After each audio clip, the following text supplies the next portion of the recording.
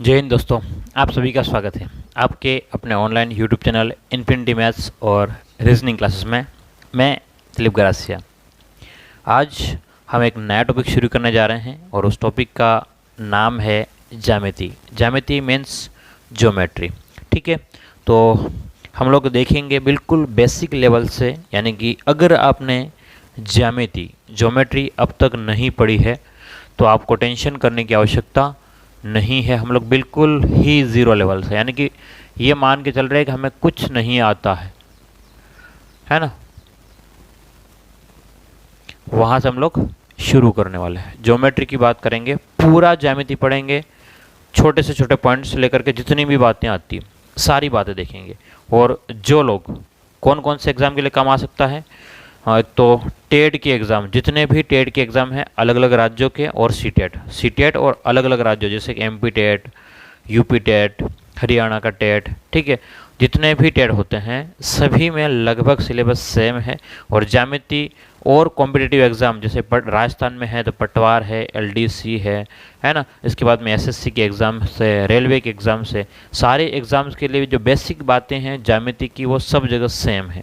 ठीक है, जिसमें भी ज्यामिति आती है आपको सभी के लिए ये टॉपिक कॉमन है। तो हम लोग आज ज्यामिति स्टार्ट कर रहे हैं और ये ज्यामिति की आपकी पहली क्लास रहेगी। हम लोग यहाँ से बिल्कुल बेसिक लेवल से स्टार्ट करने जा रहे हैं। ठीक है, चलिए तो हम लोग शुरू करते हैं। ये हमारी क्लास पहली है ज्यामिति की।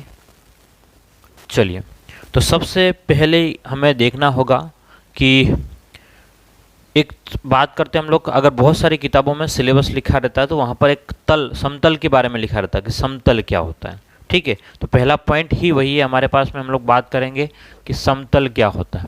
क्या बात करेंगे? समतल, यानी कि इसको बोलेंगे इंग्लिश में कहेंगे प्लेन। ठीक है, समतल यानी कि प्लेन। समतल का मतलब बिल्कुल सपाट तल, जैसे कि ये बोर्ड है, जैसे आपकी दीवार है या आपका फर्श है, वो क्या कहलाएगा? समतल कहलाएगा। समतल का मतलब क्या हो जाएगा आपका? सपाट तल। क्लियर है बात? एक तो ये बस समतल में इतना ध्यान रखना है। सपाट तल को हम लोग 2D में भी, जब भी उसकी दीवार होगी 2D भी बता सकते हैं। ठीक है, लेकिन बस आपको इतनी सी बात ध्यान रखनी है, समतल का मतलब क्या हो जाएगा? सपाट तल। क्लियर है? अब आपके पास में बहुत सारी स्टेट के एग्जाम्स में समतलीय आकृतियाँ ऐसा लिखा हुआ है। समतलीय आकृति का मतलब जो समतल में जो आकृति बनाई जा सकती है, जैसे कि आयत है, वर्ग है, त्रिभुज है, जितनी भी आकृतियां हम लोग बना सकते हैं उसको क्या कहेंगे? समतलीय आकृतियां। तो हम लोग जब बाद में एक एक को डिटेल से पढ़ेंगे तब उन आकृतियों की बात करेंगे। अभी हम लोग जो शुरू करने जा रहे हैं वो वहाँ पर यहीं से देखते हैं हम लोग। सबसे पहला पॉइंट इसमें हम लोग देखेंगे बिंदु। बोलिए क्या देखेंगे? बिंदु यानी कि पॉइंट। ठीक है, बिंदु यानी कि पॉइंट की बात करते हैं। तो सवाल ये है कि बिंदु क्या होता है। कभी हम लोग लगते हैं भाई पेन की नीब से जो बनाया, पेंसिल की नीब से, लेकिन एक सामान्य भाषा में अगर आपको डेफिनेशन, परिभाषा देने को कहेंगे तो आप लोग क्या बोलेंगे कि बिंदु क्या होता है। ठीक है, तो हम लोग वैसे हम एक पॉइंट बनाते हैं, ये बिंदु है, लेकिन इसकी एक्चुअल परिभाषा, वास्तविक परिभाषा क्या होगी कि एक ऐसा चिन्ह, ध्यान सुनिएगा, एक ऐसा चिन्ह जिसकी लंबाई, चौड़ाई तथा ऊंचाई, एक ऐसा चिन्ह जिसमें लंबाई, चौड़ाई और ऊंचाई न के बराबर हो, नगण्य हो, मतलब बिल्कुल नहीं हो, नहीं, थोड़ा बहुत तो होए लेकिन न के बराबर। हम लोग गिने या नहीं गिने कोई फर्क नहीं पड़ेगा। बिंदु है तो लंबाई, चौड़ाई, ऊंचाई क्या होती है? बिल्कुल न के बराबर, कोई कुछ नहीं होता है ना, लगभग न के बराबर होता है। तो हम लोग इसी को लिखेंगे कि ऐसा चिन्ह, क्या लिखेंगे? ऐसा चिन्ह जिसकी लंबाई, चौड़ाई तथा ऊंचाई, जिसकी लंबाई, चौड़ाई, ऊंचाई नगण्य होती है। ठीक है, क्या देखेंगे हम लोग? ऐसा चिन्ह जिसकी लंबाई, चौड़ाई और ऊंचाई, लंबाई का मतलब लेंथ, चौड़ाई विड्थ, ऊंचाई मतलब हाइट, क्या हो? नेग्लिजेबल हो। लंबाई, चौड़ाई और ऊंचाई, लेंथ, विड्थ और हाइट जो है वो नेग्लिजेबल हो। कभी कभी हम लोग ये कहते हैं कि क्षेत्रफल न के बराबर होता है, आयतन न के बराबर होता है, मतलब वो एरिया और वॉल्यूम, ठीक है। तो क्षेत्रफल की बात करेंगे तो लंबाई और चौड़ाई न के बराबर होगी। जब आयतन यानी कि वॉल्यूम की बात करेंगे तो लंबाई, चौड़ाई और ऊंचाई न के बराबर। बात एक ही है, तो आप लोग इन्हीं 3 पॉइंट को ध्यान रखेंगे कि लंबाई, चौड़ाई और ऊंचाई नगण्य मतलब न के बराबर हो तो उसको क्या कहेंगे, बिंदु कहते हैं। क्लियर है। अगला पॉइंट जो आता है आपका वो आता है रेखाखंड। क्या आएगा, रेखाखंड। रेखाखंड मतलब इंग्लिश में हम लोग इसको कहेंगे लाइन सेगमेंट। लाइन सेगमेंट क्या होता है रेखाखंड, हम देखते हैं। रेखाखंड का मतलब क्या हो जाएगा, ध्यान समझिएगा कि जब दो बिंदु, कितने बिंदु बोलो, दो बिंदुओं को हम लोग मिलाते हैं। दो बिंदु, जैसे कि बिंदु क्या होता है ये हमने देख लिया, दो बिंदु, ठीक है। जैसे मैंने कह दिया भाई ये मेरे पास में ए बिंदु है, ये क्या है, ए बिंदु है, और इधर कह दिया मैंने बी बिंदु। तो इन दोनों को मिलाने वाली जो लाइन होती है, ये वाली जो दो बिंदुओं को मिलाने वाली रेखा, तो हम लोग डेफिनेशन क्या बोलेंगे कि दो बिंदुओं को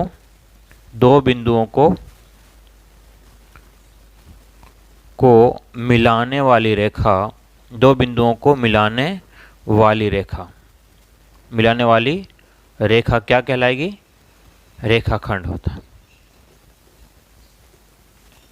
ठीक है, दो बिंदुओं को मिलाने वाली रेखा क्या कहलाएगी, आपकी रेखाखंड कहलाती है। दो बिंदु कौन कौन से, ये ए बिंदु है और ये बी बिंदु। अब रेखाखंड को हम लोग कैसे लिखेंगे, ध्यान से देखना कि जैसे मैंने ए बी लिखा है तो ए बी लिखने के बाद उसके ऊपर एक लाइन कर देंगे। ए बी लिखने के बाद में क्या करेंगे, एक लाइन कर देंगे। अगर आपके पास में ए बी लिख करके ऊपर लाइन खींची हुई, इसका मतलब क्या हो जाएगा कि ये रेखाखंड है। बोलिए क्या हो जाएगा, ये एक रेखाखंड है। क्लियर है बात। तो उम्मीद करता हूँ आपको ये दो बातें समझ में आ गई होगी। इसके बाद में हमारे पास में एक और बात आती है, वो है किरण। ठीक है, क्या होती है, किरण। लेकिन हम लोग इसको पहले हटाएंगे, आप लोग इसको एक बार लिख ले या स्क्रीनशॉट ले लें। ठीक है, फिर हम लोग आगे बढ़ेंगे। आप ज़रूर से लिख लें ना, स्क्रीनशॉट कभी कभी काम नहीं करता है तो समस्या हो जाएगी आप लोगों के लिए। तो बेहतर है कि आप लोग इनको लिखें ताकि दिक्कत ना रहेगी।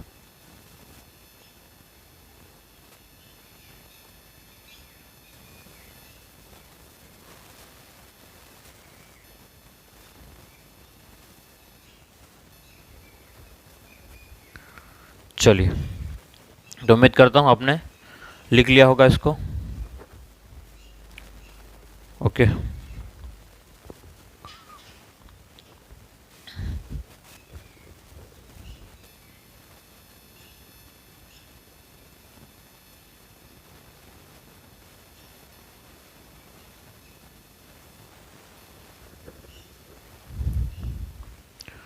समतल हो गया है, रेखाखंड हो गया है।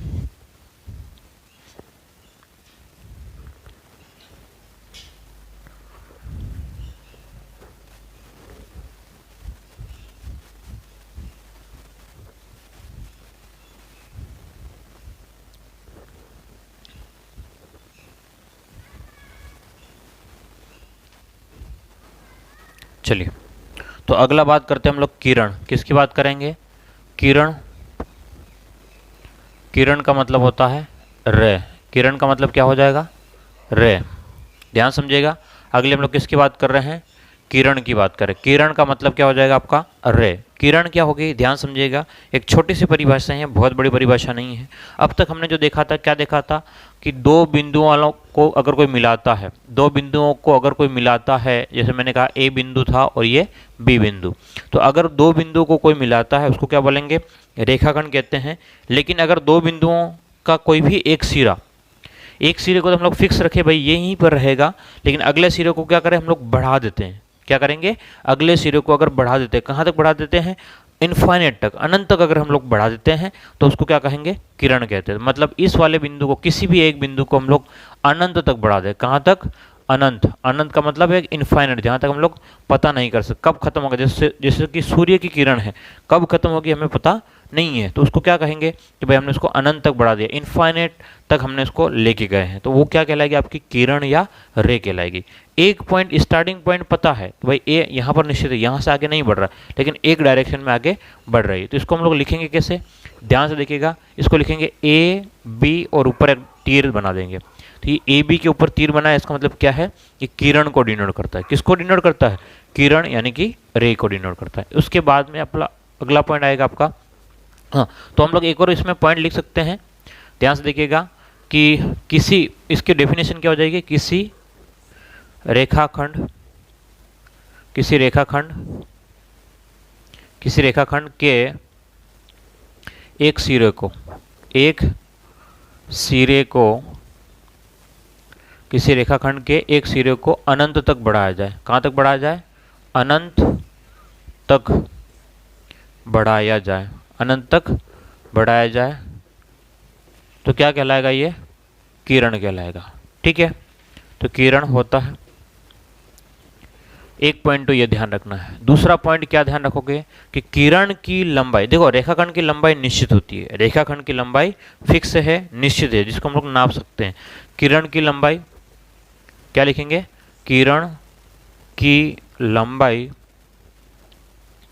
अनिश्चित होती है। क्या होता है, अनिश्चित। किरण में हम लोग पता नहीं कर सकते कि कितनी बड़ी किरण है, सूर्य की किरणें कहाँ तक जा रही है, इसलिए तो कहते हैं ना सूर्य की किरण, कि सूर्य की किरण कहाँ तक जा रही है हम लोग पता नहीं कर सकते। तो क्या बोलेंगे उसको कि सूर्य की किरण का लंबाई कितनी है, अनिश्चित है, रेखाखंड की निश्चित है, जिसको हम लोग स्केल से बना सकते हैं।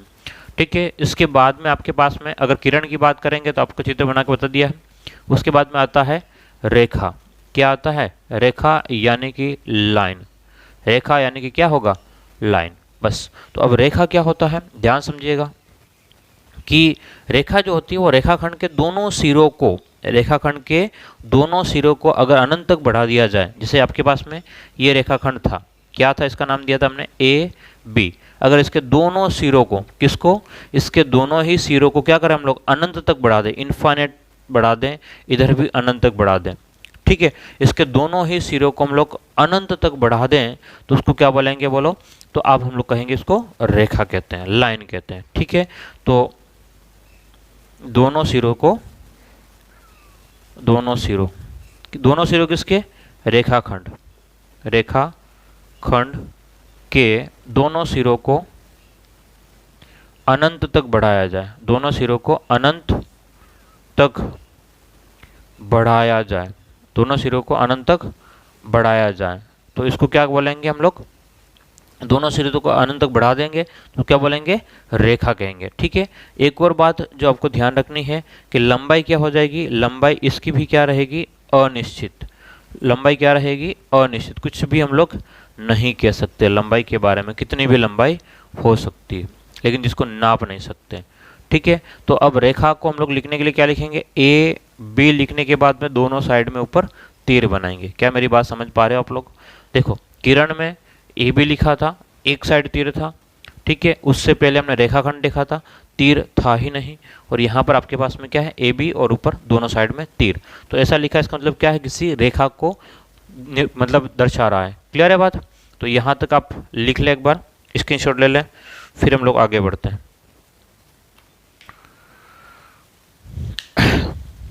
चलिए अब बात करते हैं रेखाओं के प्रकार। देखिए अभी रेखाएं, मतलब रेखा क्या होती है हमने बात करी, यहाँ तक रेखा तक पहुँच गए। अब हम लोग रेखा से आगे बढ़ेंगे कि रेखाएं कौन कौन सी हो सकती है। क्लियर है बात, चलिए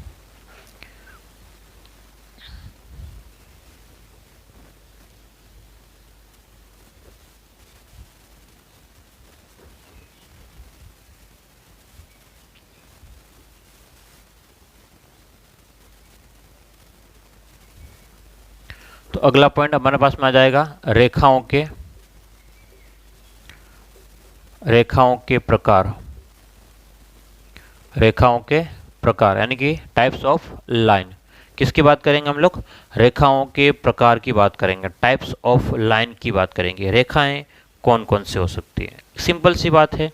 पहली रेखा कौन कौन सी, पहली क्या हो जाएगी आपके पास में, ध्यान से देखिएगा, सरल रेखा। पहली कौन सी हो जाएगी, सरल रेखा। सरल रेखा का मतलब क्या हो जाएगा, straight line, STRAI, straight line. सरल रेखा का मतलब क्या हो जाएगा, स्ट्रेट लाइन। ऐसी रेखा जो बिल्कुल क्या हो, सीधी हो, ऐसी रेखा जो बिल्कुल सीधी हो, क्या कहलाएगा, स्ट्रेट लाइन, बिल्कुल सीधी रेखा। मैं सीधा एक बनाता हूँ ऐसा, ये आपके पास में स्ट्रेट लाइन है। उसके बाद में आता है आपके पास में वक्र रेखा। क्या आता है, वक्र रेखा, या इसको हम लोग कह सकते हैं टेढ़ी मेढ़ी, टेढ़ी मेडी रेखा, ठीक है, टेढ़ी मेडी जो भी है या टेढ़ी मेडी, ठीक है। वक्र रेखा यानी कि curve line, curve line, curve line में क्या हो जाएगा आपके पास में, इस टाइप की जो रेखाएं होती है उसको क्या बोलेंगे, कर्व रेखा या टेढ़ी मेढ़ी रेखा, या हम लोग वक्र रेखा कह सकते हैं। क्लियर है। तो सामान्य तौर पर रेखाएं दो प्रकार की, एक तो सीधी और एक टेढ़ी मेढ़ी रेखा, दो टाइप की, ठीक है। अब अलग अलग रेखाएं होती है, अगर दो दो रेखाओं की तुलना करें, अगर दो दो लाइनों की तुलना करें, समांतर हो सकती है, प्रतिच्छेद हो सकती है ना, लंबवत हो सकती है, तो दो दो रेखाओं की बात करेंगे। ये तो एक रेखा की बात करेंगे, एक रेखा या तो कोई भी एक रेखा जो होगी वो सीधी होगी या टेढ़ी मेढ़ी होगी, बात खत्म। अब दो रेखाएं साथ हो तो क्या हो सकता है, अब ध्यान से देखिएगा। एक तो होता है आपका सबसे पहला समांतर रेखाएं, क्या हो जाएगा, समांतर रेखाएं, समांतर रेखाएं, समांतर यानी कि दो रेखाएं, दो से ज़्यादा भी हो सकती है। समांतर रेखाओं का मतलब क्या हो जाएगा, दो या दो से अधिक रेखाएं के बीच का जो दूरी जो है, बीच का जो गैप जो है वो क्या हो, एक जैसा हो, क्या कहेंगे हम लोग, दो या दो से अधिक रेखाओं के मध्य से, मैंने कहा भाई पहली रेखा मेरे पास में ए बी है, अगली रेखा मेरे पास में सी डी है, तो इन दोनों के बीच का जो गैप है, इन दोनों के बीच की जो दूरी है, दूरी को हम लोग डिस्टेंस यानी कि डी से लिखते हैं, तो इन दोनों के बीच का जो गैप है, इस रेखा और इस रेखा के मध्य का जो गैप है वो क्या होगा, इक्वल होगा, एक जैसा होगा, शुरुआत से लेकर के एंड तक, यानी कि कभी भी आपस में कटेगी नहीं, कभी भी आपस में क्या होगा, कटेगा नहीं, जितना है वैसा ही चलेगा, चाहे कितना भी आगे बढ़ा लो, तो उसको क्या कहेंगे, समांतर रेखाएं। तो आप लिख सकते हैं इसके बाद में कि दो रेखाओं के मध्य, दो रेखाओं के मध्य की दूरी सदैव क्या होती है, समान हो, समान हो तो ये समांतर रेखाएं कहलाती है, समांतर रेखाएं कहलाती है, ये बात ध्यान रखना है, ठीक है, समांतर रेखाएं कहलाती है। अब मुझे अगर इसको लिखना हो, अब क्या करना हो मुझे, कि लिखना हो कि समांतर रेखाओं को हम लोग किस प्रकार से लिखते हैं, तो हम लोग इसको लिखेंगे ए बी रेखा। ध्यान से देखिएगा, ए बी रेखा ये आपको बहुत बार ऐसा दिखेगा, दो खड़ी लाइनें दिखेगी और सी डी, तो ये इसको रिप्रेजेंट करने का एक तरीका है। ध्यान से देखिएगा क्या, कि ए बी रेखा आप कैसे पढ़ेंगे, ए बी समांतर है सी डी के, क्या पढ़ेंगे, ए बी रेखा समांतर है किसके, सी डी के। क्लियर है बात। तो ये लिखने का तरीका हो जाएगा, किसके, समांतर रेखाएं, इंग्लिश में हम लोग इसको कहते हैं पैरेलल लाइन, क्या कहेंगे, पैरेलल लाइंस कहेंगे।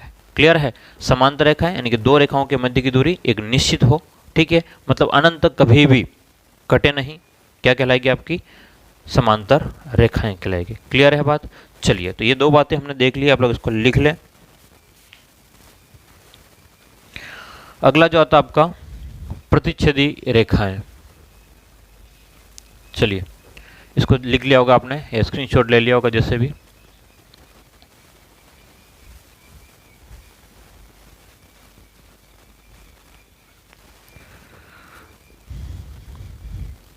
ध्यान से देखिएगा, अगला पॉइंट आपका लिखेंगे आप लोग प्रतिच्छेदी, प्रतिच्छेदी रेखाएं। चलिए क्या लिखेंगे, प्रतिच्छेदी रेखाएं, या हम लोग इसको कह सकते हैं इंटरसेक्टिंग लाइन, इंटरसेक्टिंग लाइन क्या कहेंगे, प्रतिच्छेदी रेखाएं या इंटरसेक्टिंग लाइन, यानी कि दो रेखाएं जब एक दूसरे को क्या करें, काटती है, दो रेखाएं एक दूसरे को काटती हैं तो क्या कहलाएगी आपकी, प्रतिच्छेदी। तो लिख दो आप लोग, दो रेखाएं एक दूसरे को काटती है तो, एक दूसरे को, दो रेखाएं एक दूसरे को काटती है तो,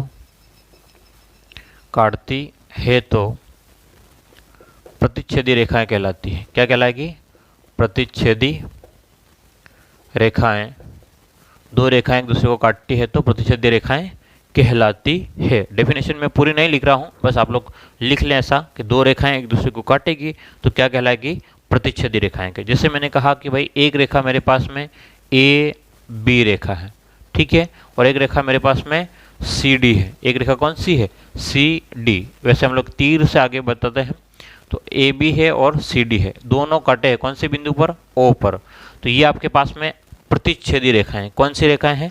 प्रतिच्छेदी, एक दूसरे को काटती है। हाँ, एक बात अलग है कि प्रतिच्छेदी में आमने सामने के कोण बराबर होंगे, ये वाला कोण जितना होगा, ये कोण जितना होगा उतना को उतना ये होगा, लेकिन ये जब हम लोग कोण पढ़ेंगे तब हम लोग बात करेंगे। अभी हम लोग इसके बारे में ज़्यादा डिटेल से बात नहीं कर रहे हैं, हम सिर्फ अभी रेखाओं के बारे में बात कर रहे हैं। किसके बारे में बोलो? रेखाओं के, मतलब रेखाएं दो कटती है तो प्रतिच्छेदी रेखाएं कहलाएगी। क्लियर है बात?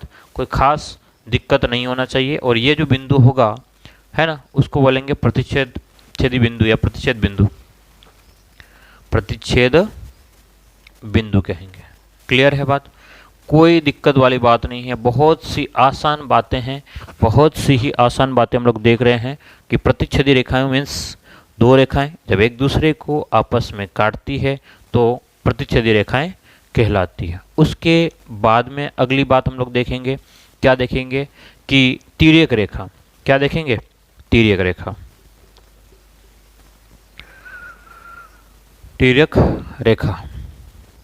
ठीक है, क्या होता है तिर्यक रेखा? कभी कभी हम लोग सीधा कहते हैं कि भाई ये तो तिरछी रेखा, लेकिन हकीकत में ये है कि कोई भी दो रेखाओं को, ध्यान सुनिएगा क्या कह रहा हूँ मैं, कि कोई भी दो रेखाओं को कोई एक रेखा, कोई तीसरी रेखा काटती है, कोई भी दो रेखा या दो से ज़्यादा रेखाएं कोई एक रेखा काटती है तो उसको कहेंगे तिर्यक रेखा। जैसे मैंने कहा कि मेरे पास में ये दो रेखाएं थी, दोनों अभी समांतर है। ठीक है, मैंने कहा ए बी और सी डी मेरे पास में है। अगर ये दोनों समांतर है और इसको एक रेखा ने काटा, ये मैंने कहा ये वाली रेखा एल है, ये रेखा क्या है? एल। तो इसको हम लोग क्या कहेंगे? तिर्यक रेखा कहेंगे। क्या कहते हैं? तिर्यक रेखा। तिर्यक रेखा का मतलब कोई भी दो रेखाओं को, कोई भी दो रेखा, मैं ये कह रहा हूँ कोई भी, जरूरी नहीं समांतर हो।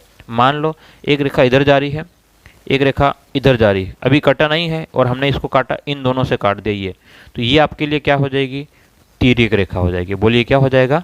तिर्यक रेखा हो जाएगा। ठीक है, तो आपको समझना है कि दो या दो से अधिक रेखाएं समांतर भी हो सकती है, असमांतर भी हो सकती है, ज़रूरी नहीं है। तो उसको समांतर की कोई गारंटी नहीं है, लेकिन दो या दो से ज़्यादा रेखाएं अगर है और उनको एक रेखा काटती है, कोई भी एक रेखा काटती है, तो उसको क्या बोलेंगे?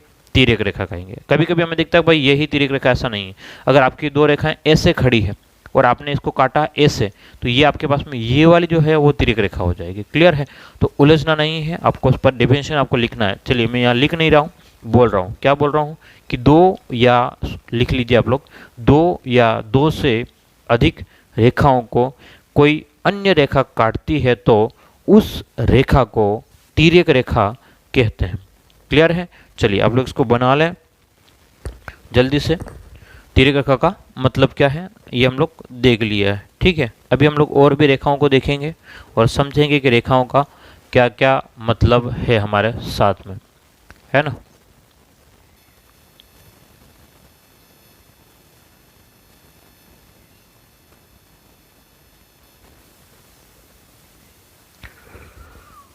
चलिए और आगे देखते हैं। अभी तिर्यक रेखा का हो गया काम, अब लंबवत रेखाओं को देख लेते हैं।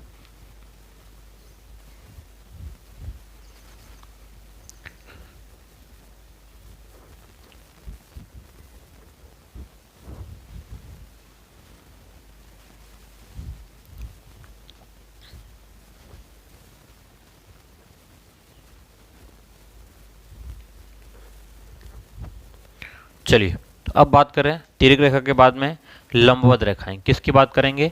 लंबवत रेखाएं। लंबवत रेखाएं, लंबवत रेखाएं क्या हो जाएगी? परपेंडिकुलर लाइंस, है ना। लंबवत रेखाएं क्या होती है? दो रेखाएं एक दूसरे पर 90 डिग्री का कोण बनाती है, दो लंबवत रेखाएं कहलाती है। मैं क्या कह रहा हूं कि जब दो रेखाएं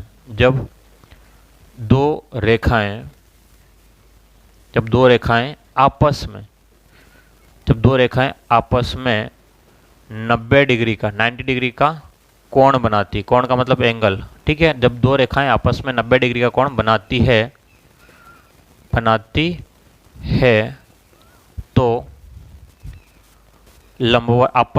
तो आपस में लंबवत रेखाएं होती है, लंबवत होती है। ठीक है, अगर 90 डिग्री बना रही है आपस में तो उसको क्या कहेंगे, लंबवत। जैसे हमारे दीवार के कोने जो होते हैं वो क्या होते हैं, लंबवत होते हैं। ठीक है, जैसे मैंने कहा कि भाई कोई रेखा ये है, मैंने कहा ए, और ये रेखा इसको कह दिया बी, और ये रेखा मैंने कह दिया सी डी। तो यहाँ पर हम लोग इसको किस टाइप से लिखेंगे, ध्यान से देखना कि ए बी रेखा जो है वो लंबवत है, एक निशान है इस टाइप से, ए बी रेखा लंबवत है किसके ऊपर, सी डी के ऊपर। हम लोग ये लिखेंगे ए बी रेखा लंबवत है किसके ऊपर, सी डी के ऊपर। तो ए बी जो है वो 90 डिग्री बना रही है किसके ऊपर, सी डी के ऊपर। तो अब लंबवत रेखा का मतलब समझ गए कि जब दो रेखाएं आपस में, या इस ये वाली रेखा उसके ऊपर 90 डिग्री बना रही है, या ये रेखा इसके ऊपर, तो जब दो रेखाएं आपस में कितना बनाती हो, 90 डिग्री बनाती है, तो उसको हम लोग क्या कहेंगे, लंबवत रेखाएं कहेंगे। ठीक है, इसको आप लोग लिख लें। सॉरी, या हम लोग ये भी कह सकते हैं कि दो रेखाएं आपस में एक दूसरे को समकोण पर काटती है ना। एक डेफिनेशन ये भी कह सकते हैं कि जब दो रेखाएं आपस में एक दूसरे को समकोण पर काटती है तो उसको क्या कहेंगे, तब भी हम लोग इसको लंबवत रेखाएं कहेंगे। ठीक है, अगला पॉइंट आप लोग लिखेंगे समपाती रेखाएं। क्या लिखेंगे, समपाती रेखाएं। चलिए, समपाती रेखाएं। चलिए,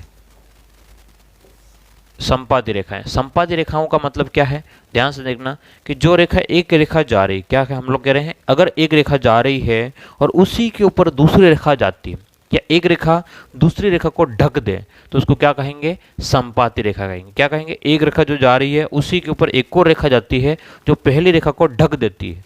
ठीक है, जब हम लोग इसको लिख के डेफिनेशन देंगे, जब एक रेखा दूसरी रेखा को, जब एक रेखा दूसरी रेखा को ढक दे, क्या कर दे, ढक दे, तो दोनों रेखाएं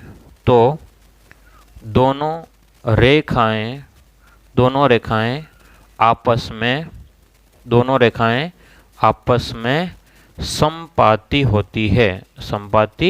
होती है। बस ये बात आपको ध्यान रखना है। क्या कह रहे हैं हम लोग, जब एक रेखा दूसरी रेखा को ढक दे, जैसे कि मैंने कहा मैंने ए बी रेखा बनाया, क्या बनाया, पहले ए बी बनाया है, और इसी ए बी के ऊपर एक और रेखा मैंने खींच दी। ध्यान से देखना कि बिल्कुल थोड़ा मोटा कर रहा हूँ मैं ताकि आपको ध्यान में आए।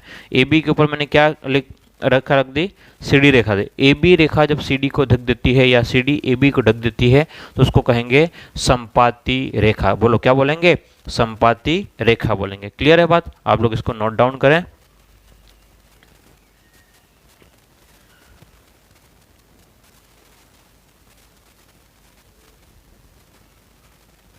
चलिए, तो उम्मीद करता हूँ आपने लिख दिया होगा, ये बातें आपने लिख दी होगी। अब हम लोग कुछ और लाइन और इन बिंदु संबंधित कुछ और बातें देखते हैं जो हमें एग्जाम में सीधे तौर पर पूछा जाता है। एग्जाम में ज्योमेट्री का अगर पोर्शन है तो सीधे ही पूछ लिया जाएगा, तो उन बातों को भी हम लोग लिख लेते हैं थोड़ा सा, और याद कर लेना आप लोग, क्योंकि समझ में आना ही फाइनल नहीं होता है, इसको याद रखना बहुत ज़रूरी होता है। तो आप लोग हेडिंग लिखेंगे,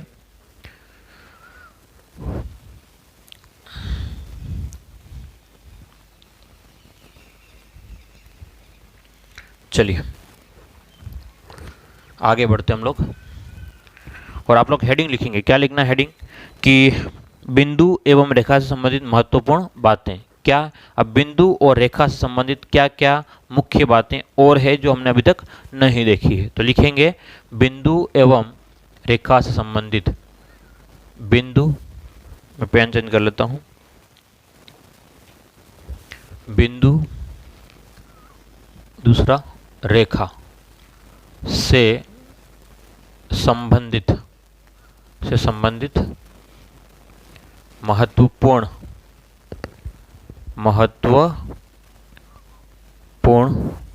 तथ्य। ये कैसे लिखते हैं भाई, मेरे को तो हिंदी आती नहीं है। तथ्य, ठीक है, महत्वपूर्ण तथ्य या बातें लिख देना। ठीक है, बिंदु और रेखा से संबंधित महत्वपूर्ण तथ्य।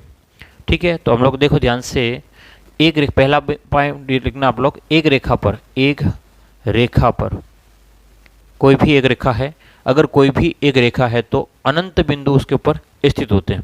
एक रेखा पर अनंत बिंदु स्थित होते हैं। एक रेखा पर अनंत बिंदु स्थित होते हैं, ये पहला पॉइंट है। कोई भी लाइन हो, जैसे मैंने कहा एक रेखा है तो इसके ऊपर छोटे छोटे बहुत सारे, मतलब अनंत, हम लोग जिसको गिन नहीं सकते, उन सब पॉइंट से मिलकर के ही क्या होते हैं आपके पास में वो रेखा बनती है। तो एक रेखा या तो अनंत बिंदुओं से मिलकर बनी होती है या एक रेखा पर अनंत बिंदु स्थित होते हैं। क्लियर है बात? चलिए अगला पॉइंट ये है कि एक बिंदु से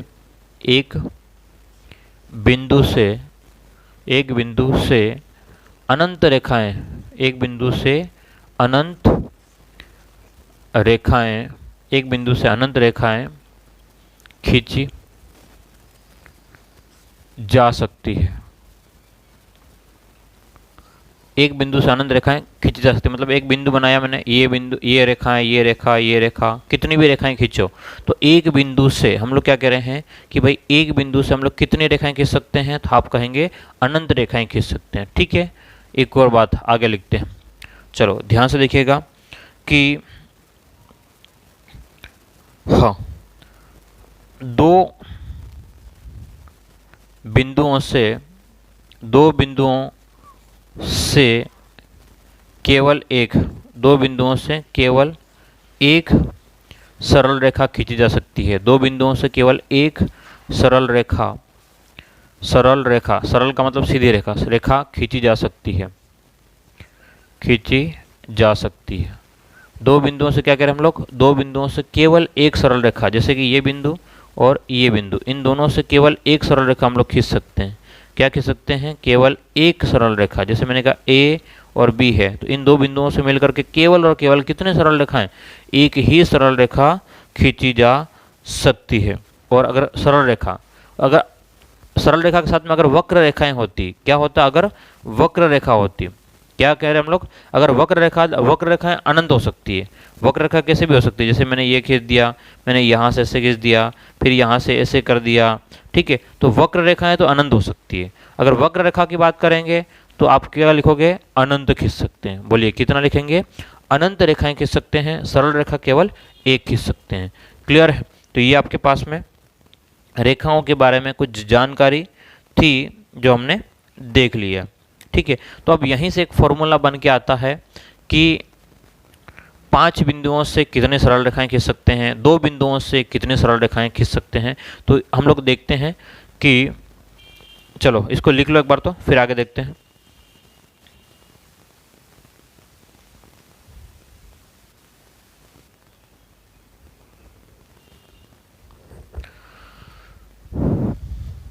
लिखेंगे आप लोग, असरेखीय बिंदुओं को लेकर के खींची जा सकने वाली, हेडिंग लिखेंगे असरेखीय।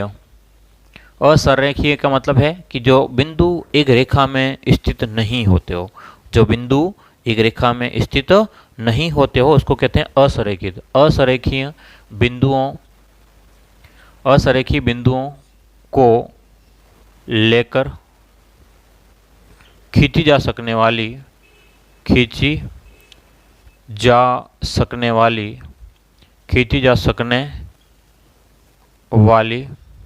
असरेखीय बिंदुओं को लेकर खींची जा सकने वाली सरल रेखा की संख्या। सरल रेखाएं कितनी खींच सकते हैं, तो ये पता करने के लिए हमें एक सिंपल सा फॉर्मूला याद रखना है, n into n minus 1 upon में 2। क्या याद रखना है भाई कि जब भी आपको सरल रेखाओं की बात करेगा तो n into n minus 1 upon में 2। n क्या है, तो यहाँ पर n बराबर क्या है, तो बिंदु की बात कर रहा है। n क्या है? बिंदु। बिंदु कैसे होते हैं? एक बिंदु होता है, 2 बिंदु होता है, 3 बिंदु होता है, ऐसे कितने भी बिंदु हो सकते हैं। क्लियर है? चलिए तो अब 1-2 क्वेश्चन इसमें देख लेते हैं हम लोग, फिर आगे बढ़ते हैं।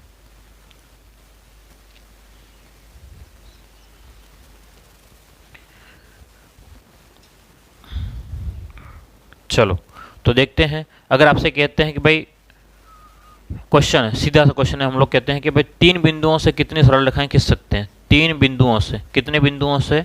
तीन बिंदुओं से हम लोग कितनी सरल रेखाएं खींच सकते हैं? तीन बिंदुओं से सरल रेखाएं कितनी खींच सकते हैं? क्वेश्चन ध्यान से देखना, मैं शॉर्ट में लिख रहा हूँ, तीन बिंदुओं से कितनी सरल रेखाएं खींच सकते हैं। तो मैंने कहा तीन बिंदु ये रहे, इनसे कितने सरल रेखाएं खींचते हैं? इन दोनों को मिलाने वाला एक, इन दोनों से दो, इन दोनों से तीन।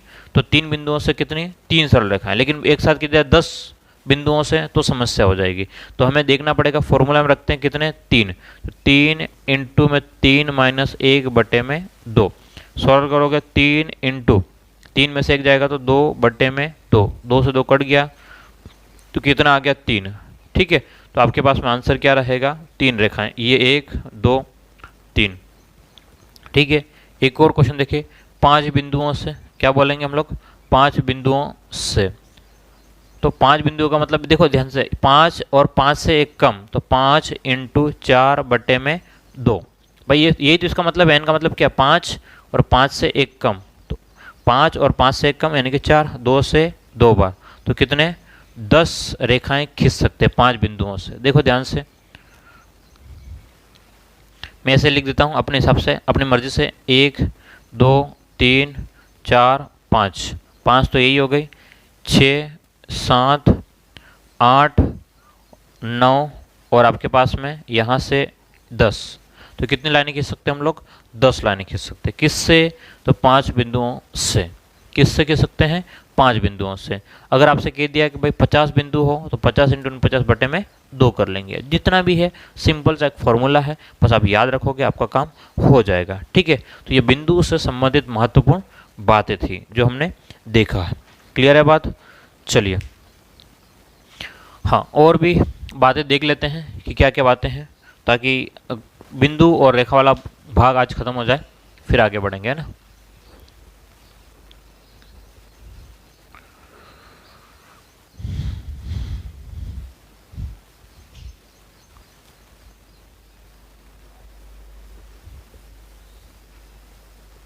चलिए, तो आगे बढ़ते हैं।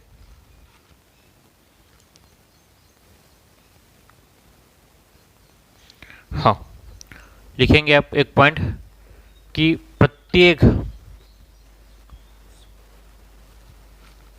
प्रतिच्छेदी रेखाएं संगामी होती है। प्रत्येक प्रतिच्छेदी रेखाएं संगामी होती है। कोई भी प्रतिच्छेदी रेखा है उसको हम लोग संगामी कह सकते हैं। संगामी का मतलब है एक जगह संगमन करना, संगमन का मतलब एक जगह मिलना।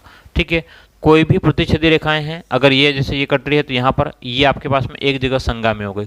कितनी भी रेखाएं हो, कितनी भी रेखा हो, जैसे यहाँ पर ये कट रही है, मैंने कहा भाई ये मैंने ए बी रेखा कहा, सी डी कहा और ई और एफ कहा, तो ये रेखाएं जो है वो बिंदु कहाँ पर है? बिंदु ओ पर क्या कर रही है? तो संगामी हो रही है। हम लोग कह सकते हैं कितनी भी प्रतिच्छेदी रेखाएं हो क्या करेगी? किसी एक बिंदु पर संगामी होती है। ओके, तो ये अपने पास में रेखा और बिंदु संबंधित कुछ बातें थी, तो यहाँ पर हम लोग इसको आज खत्म करेंगे। तो उम्मीद करता हूँ आपको ये बातें समझ में आ गई। ध्यान सुनिएगा, एक तो आप लोग रेगुलर पढ़ते रहिए, रिवीजन करते रहिए। बातें समझ में आना ही सब कुछ नहीं होता है, उसको याद रखना बहुत ज़रूरी, और याद तब रहेगा जब आप लोग बार बार रिवीजन करते रहेंगे। क्लियर है? तो ये आज हमने जो देखा है, सबसे पहले मैं फटाफट रिकॉल कराता हूँ कुल ओवरऑल हमने क्या किया है अब तक। फटाफट मेरे साथ में बोलें अगर आपको याद हो गया हो, या आपने कॉपी में जो पेज खोलें और देखें कि क्या क्या हमने किया। सबसे पहले हमने बात करी थी समतल की। समतल क्या होता है आपने देखा है, बिल्कुल सपाट तल जो होता है वो समतल होता है। उसके बाद में दूसरा पॉइंट हमने पढ़ा था बिंदु के बारे में। बिंदु क्या होता है? एक ऐसा चिन्ह, ध्यान सुनिएगा क्या कह रहा हूँ मैं, एक ऐसा चिन्ह, ये समरी पूरी क्लास की समरी बता रहा हूँ कि हमने क्या क्या किया है। एक ऐसा चिन्ह जिसकी लंबाई चौड़ाई और ऊंचाई क्या हो? नगण्य, न के बराबर हो, उसको क्या कहेंगे? बिंदु कहते हैं। उसके बाद में हमने बात करी रेखाखंड। रेखाखंड क्या होता है? जब दो बिंदुओं को कोई एक रेखा मिलाती है तो उस रेखा को, एक लाइन जो दो बिंदुओं को एक रेखा को मिलाती है तो वो रेखा क्या कहलाएगी? आपकी रेखाखंड कहलाएगी। उसके बाद में हमने बात करी है किरण की। किरण क्या होता है? अगर रेखाखंड है, रेखाखंड जो था मतलब एक जो लाइन था, ठीक है, जिसका एंड है, उस रेखाखंड को एक भाग को हम लोग अनंत तक अगर बढ़ा देते हैं, किसी एक भाग को अनंत तक बढ़ाते हैं तो उसको क्या कहेंगे? किरण कहते हैं या रे कहते हैं। और इसकी लंबाई क्या होती है? अनिश्चित होती है। रेखाखंड की लंबाई निश्चित होती है, इसकी लंबाई अनिश्चित होती है। किसकी? किरण की। उसके बाद हमने बात करी रेखा। रेखा किसी भी रेखाखंड के दोनों सिरों को अनंत तक एक्सटेंड कर दें, अनंत तक अगर हम लोग बढ़ा देते हैं तो वो क्या कहलाएगा आपका, बोलो क्या कहलाएगा, रेखा कहलाएगा। और रेखा की लंबाई निश्चित नहीं होती। ओके, उसके बाद में हमने क्या पढ़ा था, रेखाओं के प्रकार कौन कौन सी, एक तो सरल रेखा बिल्कुल सीधी रेखा, और एक दूसरा वक्र रेखा। अगर दो रेखाओं की तुलना के आधार पर बात करें तो क्या होगा, समांतर रेखाएं। दो रेखाएं जिनके बीच का गेप जो है, जिनके बीच का अंतर डिफरेंस समान रहता है, कभी भी आपस में कटेगी नहीं, उसको क्या कहेंगे, समांतर। प्रतिच्छेदी रेखाएं क्या कहलाएगी, जब दो रेखाएं आपस में काटती है तो प्रतिच्छेदी रेखाएं कहलाती। उसके बाद में हमने बात करी तिर्यक रेखा के। तिर्यक रेखा का मतलब क्या है, कोई भी दो रेखाओं या दो से ज़्यादा रेखाएं भी हो सकती है, एक तिरछी रेखा कोई भी एक काटती है, उसको क्या कहेंगे, तिर्यक रेखा कहते हैं। और उसके बाद में आगे हम क्या देखते हैं कि बिंदु और उससे महत्वपूर्ण बातें क्या क्या हमने देखी है। ठीक है, तो एक बिंदु पर अनंत रेखाएं जा सकती है, ठीक है, और एक रेखा पर अनंत बिंदु स्थित होते हैं, और ये सब बातें हमने देखिए। क्लियर है, तो उम्मीद करता हूँ ये हमारी आज की पहली क्लास आपको समझ में आई होगी, और अगर समझ में आ रहा है तो लाइक कीजिएगा, चैनल को सब्सक्राइब ज़रूर करें, क्योंकि देखो आपका सब्सक्राइब करना हमें कोई ज़्यादा फ़ायदा नहीं करता है, लेकिन इतना है कि आप जितने लोग सब्सक्राइब करते हैं हमें एक मोटिवेशन मिलता है कि वीडियो बनाएं, क्योंकि वीडियो बनाना इतना आसान नहीं है। आपने देखा होगा मेरा पिछला वीडियो और अभी लगभग 4 महीने के बाद आया। कितने टाइम के बाद में, लगभग 4 महीने या उससे ज़्यादा टाइम हो गया। तो आप अगर ना पसंद कर रहे हैं, ना कमेंट कर रहे हैं, ना सब्सक्राइब कर रहे हैं, तो फिर हमारा मन भी क्या, कोई देख नहीं रहा है तो क्यों बनाएं।